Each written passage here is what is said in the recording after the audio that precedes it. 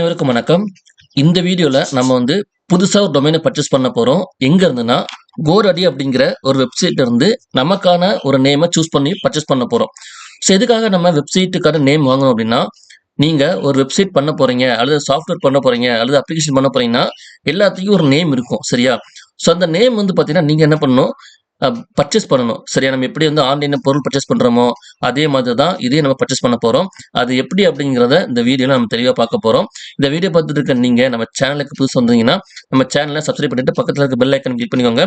அப்போ தான் நாங்கள் ரெகுலராக போஸ்ட் பண்ணுற இந்த மாதிரியான digital marketing, website designing, development போன்ற வீடியோக்களை பார்க்க முடியும். உங்கள் பிஸ்னஸ்க்கும் இந்த மாதிரி வெப்சைட் வேணும், இ-காமர்ஸ் அப்ளிகேஷன்ஸ் அல்லது ஒரு mobile application, Android applications, MLM software, CRM இந்த மாதிரி ஒன்று தேவைப்படுதுன்னா நீங்கள் கால் பண்ணுங்கள். டிஸ்கிரிப்ஷனில் மொபைல் நம்பர் இருக்குது. இப்போ வாங்க நம்ம வீடியோக்குள்ளே போகலாம். இப்போ டொமைன்ஸ் இங்கே பாருங்கள், டொமைன்ஸ் கொடுத்துருக்காங்க இல்லையா? டொமைன்ஸ் அப்படின்னா என்ன, இங்கேயும் பார்த்து டொமைன்ஸும் கொடுப்பாங்க. ஸோ டொமைன்ஸ்னால் என்னென்னா நம்ம வெப்சைட்டுக்கான நேம் அடுத்து URL நீங்கள் என்ன நேம்னாலும் வச்சுக்கலாம், ஓகேவா? .com வச்சுக்கலாம், .in வச்சுக்கலாம். இது TLDன்னு சொல்லுவாங்க. இது என்னன்னாலும் வச்சுக்கலாம்.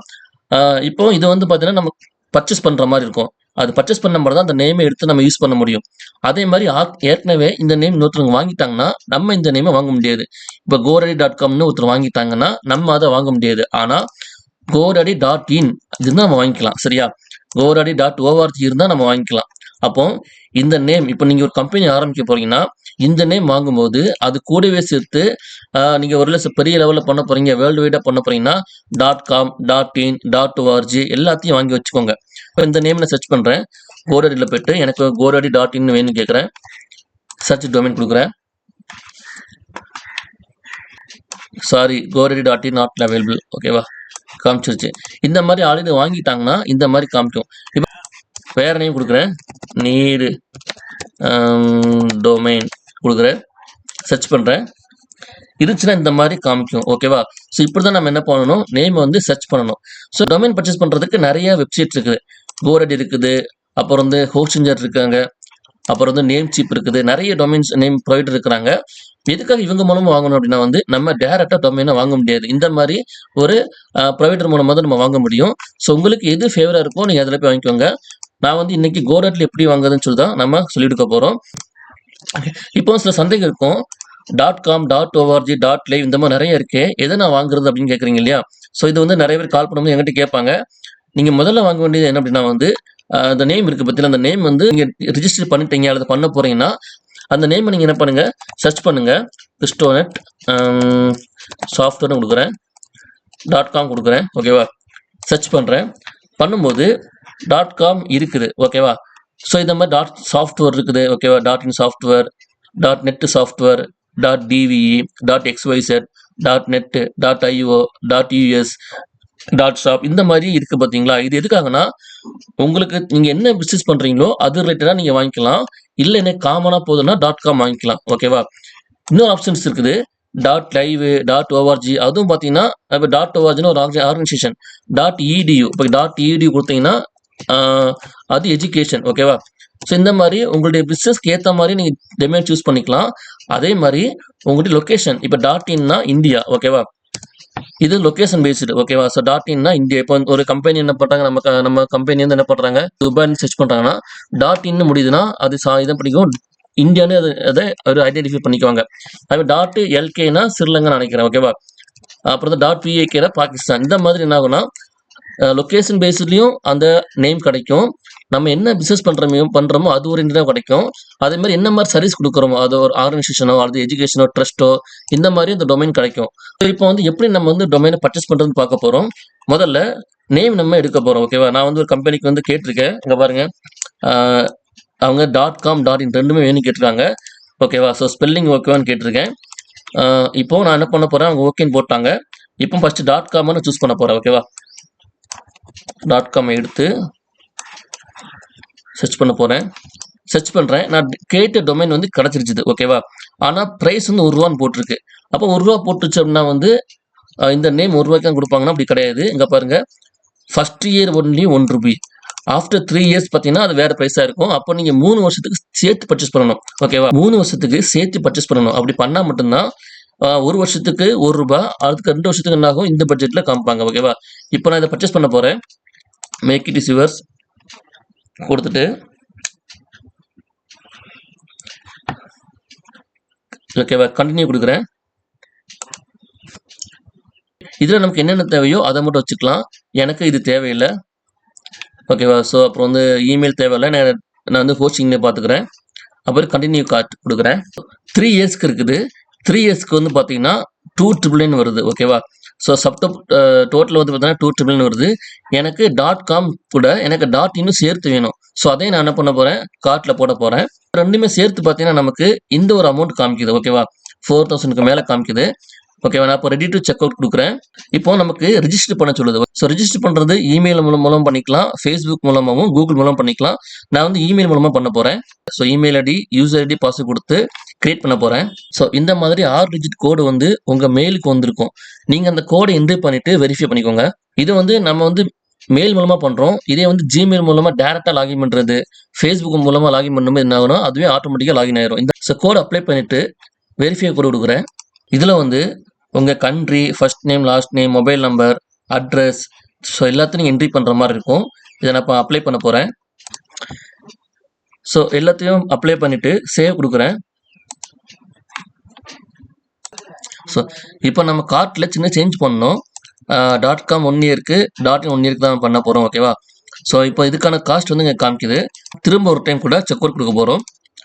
ஓகேவா. ஸோ இந்த மாதிரி பண்ணும்போது இதில் மொத்த அமௌண்ட் இங்கே காமிக்கும். இதில் நமக்கு எந்த ஆப்ஷன்ஸ் ஈஸியோ, நெட் பேங்கிங் பண்ணிக்கலாம், வாலெட் பண்ணிக்கலாம், டெபிட் கார்டு பண்ணிக்கலாம், யூபிஐ ஐடி பண்ணிக்கலாம். ஓகேவா. ஸோ நான் இதில் வந்து யூபிஐ ஐடி கொடுக்க போகிறேன். யூபிஐ ஐடி கொடுக்கும்போது என்டர் விர்ச்சுவல் பேமெண்ட் அட்ரஸிங் கேட்குது. இதில் வந்து என்ன பண்ணணும் அப்படின்னா வந்து அந்த பேமெண்ட்டுக்கான அந்த யூபிஐ ஐடியை கொடுக்கணும். ஓகேவா. இப்போ நான் யூபிஐ ஐடி காப்பி பண்ணிவிட்டு பேஸ்ட் பண்ணுறேன். ஸோ யூபிஐ ஐடி பேஸ்ட் ஆகிட்டு ரிவ்யூ வேறு கொடுக்க போகிறேன். இதுக்கு முன்னாடி நீங்கள் செக் பண்ணி பார்க்கணும்னா பார்த்துக்கலாம். இவர் ஐட்டமில் போயிட்டு நம்ம என்னென்ன ஆர்டர் பண்ணுறோம் கொஞ்சம் பார்த்துக்கலாம். .in .com ரெண்டும் பண்ணியிருக்கோம். ஓகேவா. இப்போ ஆர்டர் கொடுக்க போகிறேன். திரும்ப ஒரு டைம் கூட என்ன ஆகும், கண்டினியூ டு பர்ச்சேஸ் கேட்கும். இது கொடுத்ததுக்கு அப்புறம் என்ன ஆகும்னா அந்த யூபிஐ ஐடி கொடுத்த பார்த்தீங்களா, அதில் பே பண்ணுறதுக்கான இப்போ இது வந்து பார்த்தீங்கன்னா ஓகே HDFC வச்சுக்கோங்களேன். இது ஃபோன்பே அப்படின்னா ஃபோன்பேக்கு ரெக்வெஸ்ட் வரும். பேடிஎம்னா பேடிஎம்க்கு ரெக்வெஸ்ட் போகும். நீங்கள் எந்த ஐடி கொடுத்தீங்களோ அதுக்கு ரெக்வெஸ்ட் போகும். இப்போ இது வந்து நான் வந்து ஒரு கஸ்டமருடைய ஐடி கொடுத்துருக்கேன். ஸோ என் மொபைலில் பண்ணல, இந்த ரெக்வெஸ்ட் வந்து ஒரு கஸ்டமருக்கு போகும். அவங்க தான் பே பண்ண போகிறாங்க. ஸோ இப்போ வந்து பே மட்டும் தான் பண்ணுறோம். இந்த டொமைனை வாங்க மட்டும் தான் செய்கிறோம். இதுக்கப்புறம் டொமைனையும் ஹோஸ்டிங்கும் நம்ம என்ன பண்ணுறோம், கனெக்ட் பண்ணுற மாதிரி இருக்கும். இப்போ கண்டினியூ பர்ச்சேஸ் கொடுக்குறேன். கொடுத்ததுக்கப்புறம் இந்த மாதிரி ஒன்று ஓப்பன் ஆகும்.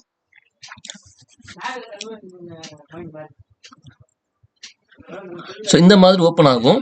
இந்த டைமில் பார்த்தீங்கன்னா கஸ்டமருக்கு அந்த ரெக்வெஸ்ட் போயிருக்கு. ஓகேவா. 4 நிமிஷத்தில் அதை நீங்கள் பே பண்ணுற மாதிரி இருக்கும். நான் பே பண்ணதுக்கப்புறம் திரும்ப என்ன பண்ணுறேன், எப்படி டொமைனையும் ஹோஸ்டிங்கும் கனெக்ட் பண்ணணும் அப்படிங்கிறத நம்ம தொடர்ந்து பார்க்கலாம். ஓகேவா. ஸோ கஸ்டமர் பே பண்ணிட்டாங்க, பே ஆயிடுச்சுது. இப்போ நம்ம என்ன பண்ணலாம்னா எப்படி டொமைனையும் ஹோஸ்டிங்கும் கனெக்ட் பண்ணலாம் பார்க்கலாம். ஏன்னா நம்ம வந்து டொமைன் வந்து கோடெட்டில் வாங்கியிருக்கோம், ஹோஸ்டிங் வந்து இந்த கம்பெனியில் பர்ச்சேஸ் பண்ண போகிறோம். சரியா. அப்படிங்கிறதுனால ரெண்டு வேற ஒரு கம்பெனி, அதனால நம்ம என்ன பண்ண போகிறோம், ரெண்டையும் கனெக்ட் பண்ண போகிறோம். ரெண்டு ஒரே கம்பெனினா பிரச்சனை கிடையாது, நம்ம எதுவுமே செய்ய வேண்டிய அவசியம் இல்லை. உள்ளே நம்ம என்ன கனெக்ட் பண்ணிக்கலாம். பட் ரெண்டு வேற ஒரு கம்பெனி அப்படிங்கிறனால சின்ன ஒரு செட்டிங் மட்டும் தான் மாற்றணும். அது எப்படி அப்படிங்கிறத நம்ம பார்க்கலாம். ஓகேவா. இப்போ நம்ம டொமைனையும் ஹோஸ்டிங்கும் கனெக்ட் பண்ண போகிறோம். டொமைனை வந்து நம்ம கோரெடி அப்படிங்கிற கம்பெனியில் வாங்கியிருக்கோம். அதே மாதிரி ஹோஸ்டிங்கை வந்து ஹோஸ்டிஞ்சர் அப்படிங்கிற கம்பெனியில் வாங்கியிருக்கோம். ரெண்டு வேற ஒரு கம்பெனி அப்படிங்கிறனால டொமைன் கண்ட்ரோல் பேனலில் வந்து சில செட்டிங் பண்ணணும். இதுக்கப்புறம் ஹோஸ்டிங் கண்ட்ரோல் பேனல்லையும் ஒரு சின்ன செட்டிங் பண்ணணும். ஓகேவா. ஃபர்ஸ்ட் நம்ம டொமைன் கண்ட்ரோல் பேனலில் பண்ணிக்கலாம். இதுக்கு கோரெடியில் வந்து நம்ம அக்கௌண்ட்டுக்கு போய்க்கணும். லாகின் பண்ணதுக்கப்புறம் மை ப்ராடக்ட். ஓகேவா. ஸோ மை ப்ராடக்ட் கிளிக் பண்ணும்போது நம்ம பர்ச்சேஸ் பண்ண ப்ராடக்ட்லாம் லிஸ்ட் ஆகி வரும். சரியா. இங்கே பாருங்கள், நம்ம டொமைன்ஸில் வந்து 2 டொமைன் வாங்கியிருக்கோம். இதில் டிஎன்எஸ் கிளிக் பண்ணிவிட்டு இப்போ நான் சொல்லித்தர ஸ்டெப்பை வந்து கோரெடிக்கு தான் சொல்லி கொடுக்குறேன். இதே மாதிரி ஒவ்வொரு கம்பெனிக்கும் கொஞ்சம் சேஞ்ச் வந்து வேறு வேறு மாதிரி இருக்கலாம். இந்த செட்டிங்லாம் கொஞ்சம் ஆப்ஷன் மாதிரி இருக்கலாம். பட் நம்ம மாற்ற போகிறது நேம் சர்வர். அந்த நேம் சர்வர் வந்து பார்த்தீங்கன்னா எல்லா டொமைன் கண்ட்ரோல் பேனல்லையும் கண்டிப்பாக இருக்கும். ஸோ நேம் சர்வர் போங்க. இதை தான் நம்ம சேஞ்ச் பண்ண போகிறோம். இதில் ஆல்ரெடி பார்த்தீங்கன்னா கம்பெனி வந்து இந்த கோரெடி வந்து 2 கொடுத்துருக்குறாங்க, 1 2 2 கொடுத்துருக்குறாங்க. இப்போ கோரெடிலே நம்ம ஹோஸ்டிங் வாங்குறோம்னா இதை மாற்றணும்னு அவசியமே கிடையாது. இப்போ நம்ம வேற ஒரு கம்பெனியில் வாங்குறதுனால தான் அந்த நேம் இதில் அந்த நேமை வந்து இதில் பேஸ்ட் பண்ண போகிறோம். இதுக்கு எடிட் டிஃபால்ட் நேம் சர்வர் கிட்ட சேஞ்ச் நேம் சர்வர் இதை கிளிக் பண்ணும்போது ஒரு பேஜ் ஓப்பன் ஆகும். இதில் டிஃபால்ட்டாக ஒன்று கொடுத்துருக்குறாங்க. நம்ம வந்து I will use my own name server இதை கொடுத்துட்டு இங்கே 2 இதை பேஸ்ட் பண்ணணும். இது எங்கே இருக்கும் அப்படின்னா வந்து உங்களுடைய ஹோஸ்டிங் பேனலில் இருக்கும். என்கிட்ட இருக்கிறத நான் காப்பி பண்ண போகிறேன்.